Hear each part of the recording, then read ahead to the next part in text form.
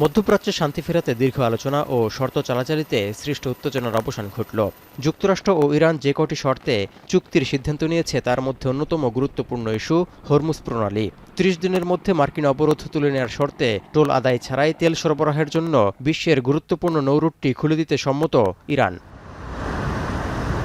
এই চুক্তিতে মধ্যপ্রাচ্যে নতুন যুগের সূচনা হবে বলে মন্তব্য করেছেন মার্কিন vice president JD veins.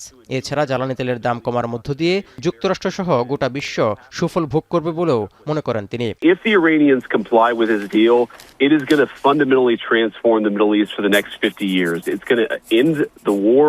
It's going to make the Middle East more investable. It's going to mean a lot of prosperity, lower energy prices for the American people. যুক্তরাষ্ট্র ও ইরানের মধ্যে সমঝোতা চূড়ান্তের খবরে ইতোমধ্যেই বিশ্ব অর্থনীতিতে সুবাতাস বইতে শুরু করেছে।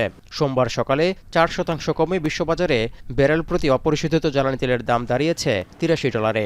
শুক্রবার চুক্তি সই হওয়ার অপেক্ষা এখন। এরপর হরমুজ প্রণালী দিয়ে আগের মতো অবাধ তেল সরবরাহ শুরু হলে জ্বালানি বাজারে আরও স্বস্তি ফেরার সম্ভাবনা দেখা দিয়েছে। একই সময় এশিয়া, ইউরোপ ও যুক্তরাষ্ট্রসহ বিশ্বের প্রায় সব শেয়ার বাজারগুলোর সূচকও বেশ চাঙা। সোমবার লেনদেন শুরু হতেই ঊর্ধ্বমুখী এশিয়া প্যাসিফিক অঞ্চলের শেয়ার বাজার। জাপানের প্রধান শেয়ার বাজার নিক্কেইয়ের সূচক 5.4% বেড়েছে, আর দক্ষিণ কোরিয়ার প্রধান সূচক কসপি এক লাফেই বেড়েছে 5.7%। অন্যদিকে যুক্তরাষ্ট্রের প্রধান পুঁজিবাজার S&P 500-এর সূচক বেড়েছে প্রায় 1%। মধ্যপ্রাচ্যে দীর্ঘদিনের ভূ রাজনৈতিক উত্তেজনা এবং স্থায়ীভাবে যুদ্ধবন্ধের ইস্যুটি বৈশ্বিক মুদ্রাস্ফীতি নিয়ন্ত্রণে বড় ধরনের ভূমিকা রাখবে বলে মনে করছেন অর্থনৈতিক বিশ্লেষকরা।